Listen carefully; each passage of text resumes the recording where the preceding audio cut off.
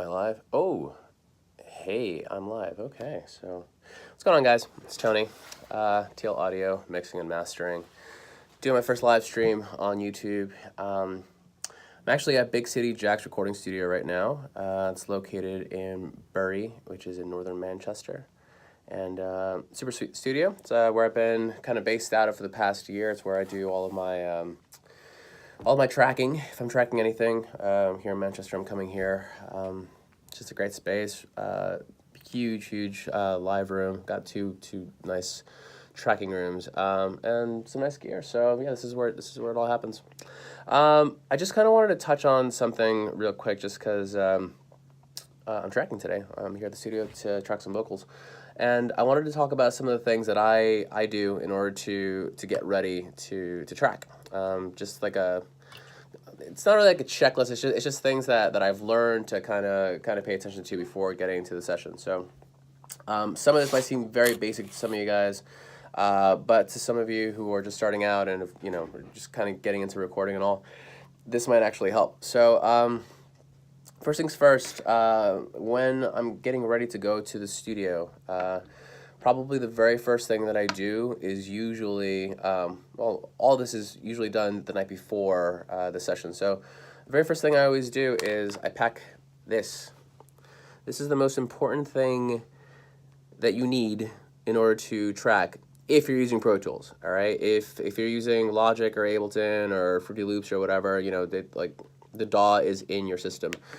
But if you use Pro Tools, which I've been using now for, I don't know, X amount of years, this is the most important thing. This is the first thing that goes into your bag, all right? Because the last thing you want to do is you get to the studio, which for me, it's about an hour-and-a-half journey, right? Like I'm taking a train to a tram, then I'm walking, it's this whole thing. But if I get to the door, right, and I come up to the studio and I look at my bag and this is missing, I just wasted an hour-and-a-half of my life. And then another hour-and-a-half getting back home. So this is important. Bring your iLok. Don't ever forget your iLok. It's super important, okay? The other thing that, usually like the next thing that I pack, all right? Before I even pack my laptop, computer, whatever, I always try to just remember to put like any kind of charging cables, adapters. So this is not going to work if you don't have any power supply to it, obviously. So just make sure that you put that in first. If you're bringing an interface, if you bring anything that's going to be powered, just make sure that you pack your power first before you pack the actual item. It has happened to me before where I get somewhere and I forgot my laptop charger, and then I'm screwed. So just always remember to pack that. The other thing is I always have these just like 1/4 inch to 1/8 inch adapters in every single one of my bags. There's always at least one, all right? So just always make sure that you put like at least one of these in every single bag that you own, all right? That way you never have to worry about it, about ever actually needing one. Help it, but two. But this is just one of those things. It's a super little like hack, but I have gotten to sessions before and then somebody needed one and then we didn't have them at the studio, or not the studio, we have a bunch, but it's not going to cost you much money. Just buy 10 of these or whatever and just put one in each one of your bags and keep the rest of them at your home studio. The other thing is, all right, so I put my iLok in, I put my power sources in, I've put my little, 1/8 inch to 1/4 inch adapters in, then computer goes in, all right? Pop your computer in. I use this thing, it's like a soft sleeve. It's made by a company called Baggu, I believe. So I usually put it in that just to kind of protect it, all right? Because you got a lot of sensitive stuff in there. You got your hard drive, and if you're shaking around too much, you can mess it up. So just make sure that you have it protected. Pop that in your bag, good to go. Headphones, obviously, good pair of headphones. I am using the Beyerdynamic DT880 Pros. That's what I use. They're semi-open, all right? Super comfortable. Don't use Beats. Don't use earpods, maybe for reference, but not to mix, not to track. These are great. They're not that expensive, and they kind of simulate listening through monitors, so it's nice and open. The sound isn't trapped inside. It like escapes the actual headphone. So you will be able to hear surrounding noise, but that's okay. It's just good for your ears. So make sure that then you put your headphones in. And another thing is bring a good camera, all right? Everybody has an iPhone, right? Everyone's got a Samsung or a Huawei or whatever, boasting really good cameras, you know, high megapixels and all that. And yeah, to be fair, they do produce good pics. But I do believe in bringing like an actual good camera, like actually investing in a good camera. Like I have a Canon Rebel. And I like to bring the camera to the studio, and when we have downtime, I'm taking pictures. I'm taking pictures of the band hanging out, pictures of them, you know, setting up, performing, whatever it is. You know, they're gonna want those later on, and they've all got their own phones, right? So they're gonna be taking pictures of themselves, and that's cool. You know, like you wanna encourage that, but at the end of the day, when I'm mixing, and then, you know, like I've got all these pictures, I can send them that with the full package, you know, and be like, hey, by the way, in case you wanted to use these really good, you know, high quality pics for, you know, album art or promotion or whatever, you know, like they'll appreciate that. You know, it's one of those things that they will appreciate in the end. Another thing that I will bring, this is kind of a new one. I have a Nintendo Switch. I love my Nintendo Switch. And I bring it just because there's always a band member who's not tracking and not doing anything, and he's just going to kind of be hanging out there and not doing much of anything. So bring something for like that member to mess around with. Again, everyone's got a phone and they got their own games or whatever, but at the end of the day, this is kind of a customer service industry, in the sense that you are trying to look out for your client, and you're trying to make it as comfortable as possible for them while they're in the studio and you know, getting ready to track. And those little things do go a long way. They really, really do go a long way. They will appreciate it, and they will love you for it. They'll be like, oh yeah, he brought a Nintendo Switch, and I was playing FIFA, and it was great. Yeah, so it's just like a small checklist of little things, you know, that I think that you definitely need. Pair of nail clippers. Bring nail clippers, because believe it or not, there are times when a guitarist is playing, and you can hear his nails kind of scratching on, like, you know, acoustic strings, or they're just catching on strings that they don't want them to be catching on.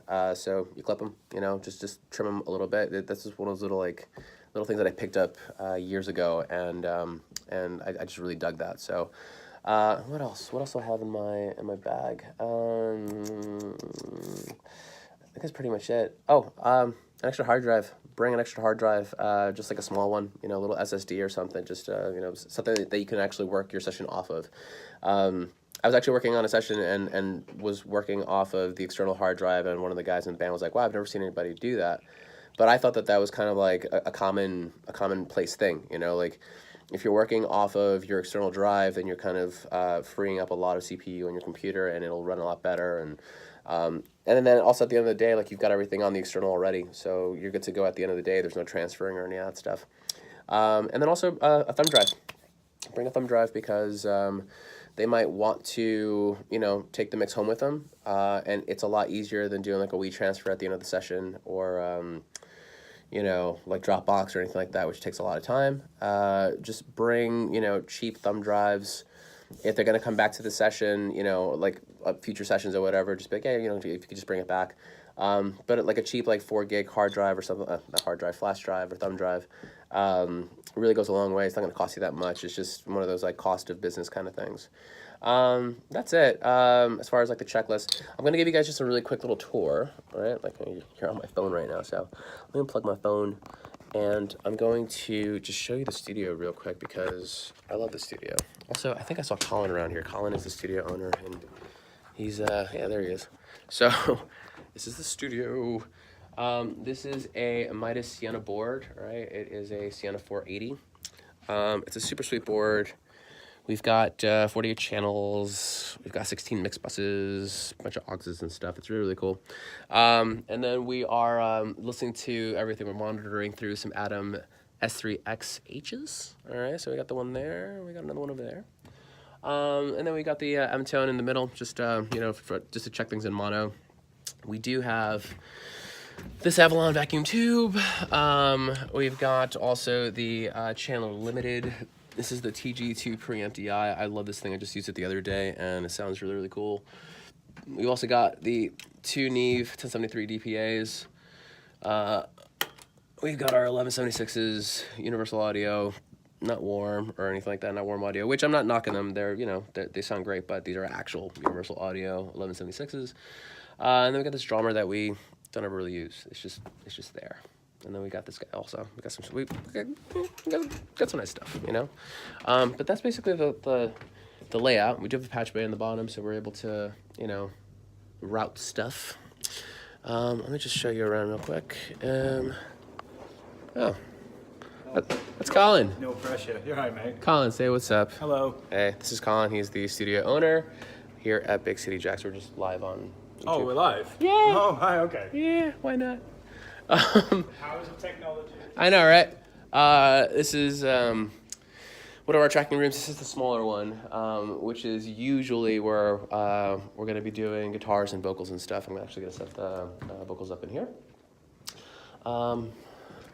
Loads of amplifiers.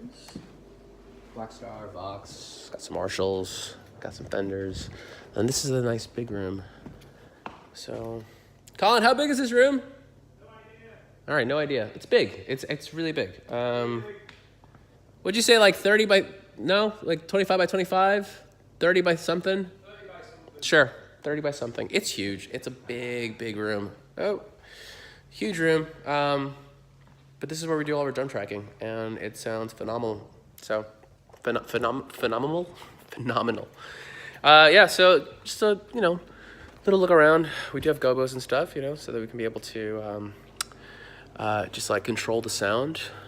We've also got just drum skins from every single band that's played here, tracked here. So we're doing all right. We're doing all right. That's basically it. Like the channel, subscribe. There'll be some more stuff coming up soon. I just wanted to post this up because it's been kind of quiet, but I've been producing a record that took a good amount of time to get it right, but it sounds awesome and it should be coming out pretty soon. It's by a band called Adventures of Salvador. Adventures of Salvador, all right? Look them up on Spotify. Really cool band, like kind of garage rock, surf rock. Pretty cool. That's it. All right. Again, subscribe, like the page. See you guys later. Bye.